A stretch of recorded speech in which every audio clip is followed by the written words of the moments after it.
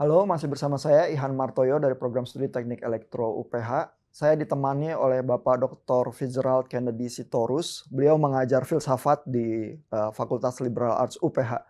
Kita masih di dalam obrolan tentang René Descartes, filsuf modern yang besar sekali pengaruhnya di dalam rasionalisme dan ide-idenya yang menjadi sangat populer di zaman modern. Saya ingin tanya ke Pak Fitz nih, Descartes itu seberapa diterima ya oleh angkatan filsuf berikutnya, Pak? Nah, tentu tadi atau dalam diskusi-diskusi yang standar mengenai kedudukan atau posisi Descartes dalam sejarah filsafat modern itu dia kan tonggak filsafat modern ya, karena dia membangun filsafat yang bertolak dari subjektivitas, kesadaran diri. Itu awal modern, karena modernitas itu ditandai oleh subjektivitas ya, manusia yang sadar diri sebagai subjek gitu ya. Dia lahir tahun 1596, jadi persis pada akhir abad pertengahan ya. Sebelumnya paradigma yang utama itu adalah teologi gitu ya. Jadi semua didasarkan atas teologi, gereja gitu ya, yang menjadi sumber atau pemegang otoritas gitu ya. Nah, Descartes mengawali itu menjadi otoritas itu terletak pada subjek, pada manusia itu sendiri. Karena itu disebut abad modern dan sungguh-sungguh Descartes yang mengawali itu. Nah, filsuf-filsuf sesudahnya ya, baik itu Leibniz, Immanuel Kant gitu ya, atau Spinoza, semua sampai Hegel itu semua itu adalah Kartesian gitu ya, penerus Descartes gitu ya, dengan variasinya masing-masing. Artinya mereka berpikir dan meletakkan otoritas itu pada subjek atau kesadaran diri gitu ya. Karena itu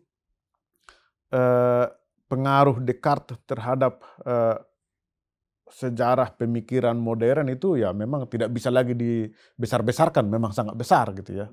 Karena dia yang menentukan apa otoritas tertinggi dalam berpikir, dalam pencarian kebenaran ya, baik bahkan dalam pencarian kebenaran yang mengenai yang transenden atau Tuhan, tetap juga pada subjek atau kesadaran diri itu gitu ya. Ya dan pengaruhnya buat engineer ya kalau di pendidikan keinsinyuran kita terbiasa melihat matematika itu di dalam koordinat kartesius Nah begitu itu dia, ya. itu salah satu Betul, dan warisan kita dia. sudah sangat biasa kayak nggak berpikir ya ke koordinat X, Y, Z. Padahal sebenarnya ide bahwa aljabar dan geometri itu bisa disatukan menjadi satu alat yang terintegrasi seperti itu inovasi yang oleh Descartes itu dimunculkan gitu ya. Iya, ya, karena jadi Descartes itu juga matematikawan ya, juga dia juga menulis musik gitu ya, juga karya-karya filsafat gitu ya. Eh, Sampai sekarang misalnya tadi kita sudah berdiskusi mengenai rasionalisme, sebuah paham yang sangat berpengaruh. Eh, Dalam filsafat dia juga berpengaruh pada metode yang disebut dengan transcendentalisme ya. Artinya transcendentalisme adalah paham yang mengatakan bahwa sesuatu itu harus diterima ada sebagai syarat-syarat kemungkinan dari yang lain gitu ya. Nah, pada Descartes itu yang disebut dengan cogito, kesadaran itu menjadi syarat kemungkinan ya. Syarat kemungkinan pengetahuan ya, syarat kemungkinan segala sesuatu gitu ya. Jadi kesadaran itu menjadi tonggak gitu ya. Immanuel Kant juga meneruskan itu sebagai kesadaran transendental yang menjadi syarat ya. Dalam epistemologi dia dikenal sebagai fondasionalisme gitu ya, bahwa kebenaran itu harus didasarkan atau diuji pada sebuah fondasi tertentu, yakni kesadaran atau subjek itu gitu ya. Nah, kalau kita berbicara mengenai pengaruh filsuf-filsuf postmodern gitu ya, itu justru sangat dipengaruhi oleh Descartes, tapi dengan cara mereka menolak Descartes gitu ya. Ya, jadi artinya mereka juga dikondisikan oleh Descartes. Mereka berusaha melepaskan diri dari Descartes gitu ya. Nietzsche misalnya seorang tokoh yang menjadi titik tolak katakanlah postmodernisme, itu mengatakan musuh kita adalah Descartes gitu ya. Musuh kita itu Descartes. Kita harus melepaskan diri dari Descartes. Jadi kalau Descartes itu mau meneguhkan rasio sebagai otoritas tertinggi atau fondasionalisme dalam epistemologi, ini kan yang mau dilepaskan oleh apa yang disebut dengan postmodernisme gitu ya, atau postmetafisika gitu ya. Itu yang mereka mau melepaskan diri dari cengkraman Descartes itu gitu ya. Dari situ kelihatan pengaruhnya gitu ya. Ya. Bahkan yang filsuf sebesar Immanuel Kant sebenarnya metodologinya masih diwarisi dari Descartes ya. Hanya kesimpulannya berbeda ya. Iya, itu dia kalau Descartes bisa memiliki pengetahuan mengenai cogito kesadaran diri, pada Immanuel Kant kita mengatakan kita tidak memiliki pengetahuan mengenai kesadaran diri. Kesadaran itu justru transendental gitu. Artinya itu harus diandaikan ada sebagai syarat-syarat terjadinya pengetahuan gitu ya. Tetapi dalam bidang-bidang lain ya, Descartes juga tadi kita sudah bicara mengenai dalam argumen teologi misalnya, pembuktian teologi rasional misalnya, pembuktian Tuhan secara rasional ya, dia tetap juga artinya Descartes itu sama sekali tidak bisa diabaikan ya. Dia menjadi mitra diskusi dalam filsafat juga dalam teologi gitu ya.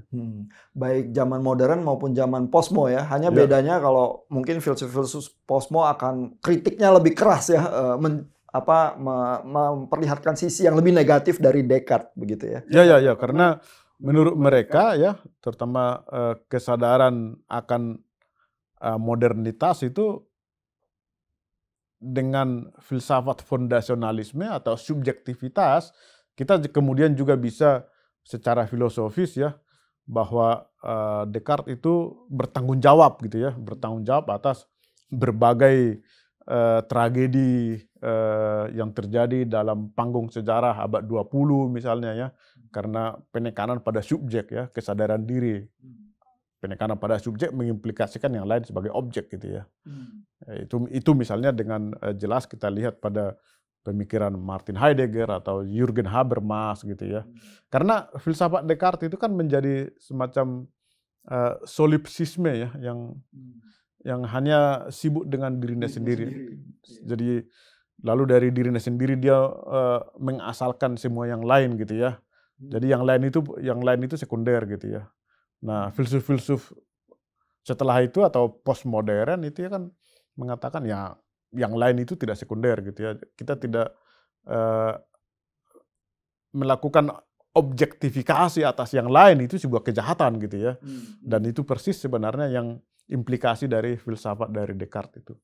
Oke, berarti kritik filsuf-filsuf posmo terutama adalah potensi opresi ya, terhadap yang lain itu karena sibuk terhadap diri sendiri. Ya, berpusat pada diri sendiri ya. Jadi yang lain itu menjadi diri sendiri menjadi subjek ya, menjadi sumber otoritas ya, menjadi rujukan gitu ya. Yang lain itu menjadi sekunder gitu ya. Kalau demikian sebenarnya kekristenan atau teologi bisa juga mengobati sisi gelap dari rasionalisme Descartes atau tidak ya Pak? Nah ya, menurut saya memang Descartes itu kalau kita berbicara mengenai kekristenan atau ketuhanan ya, atau keimanan, ya dia tidak cukup ya, dia belum cukup gitu ya. Harus dilengkapi dengan sesuatu yang juga melampaui rasio atau subjek itu gitu ya.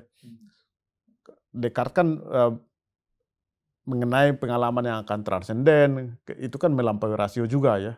Nah, Descartes itu menurut saya tidak memberi perhatian untuk itu. Dia semata-mata dengan fondasionalisme dan rasionalismenya, dia semata-mata bertolak dari situ dan menurunkan Tuhan dari situ gitu. Apakah Descartes itu beriman gitu ya? Dia sendiri mengatakan dia beriman dan dia meninggal dalam sebagai seorang Katolik gitu ya, di Swedia gitu ya. Tetapi dia mengatakan bahwa itu murni urusan pribadi masing-masing orang, iman itu gitu ya. Saya yang mau mencari kepastian itu meletakkan fondasi itu atau otoritas itu pada rasio. Iya. Saya rasa memang lebih fair melihat bahwa Descartes itu beriman sih, karena dia memang sibuk juga berpikir tentang Tuhan, teologi begitu ya. Daripada kalau kita berkesimpulan itu semua hanya omongan aja, mungkin dia nggak beriman, rasanya sih lebih meleset ya. Jadi memang sumbangannya besar, tapi mungkin tidak cukup, dia harus dilengkapi oleh banyak hal yang lain ya. Terima kasih untuk diskusi yang sangat menarik ini. Nanti kita muncul lagi dengan diskusi-diskusi dengan filsuf yang lain.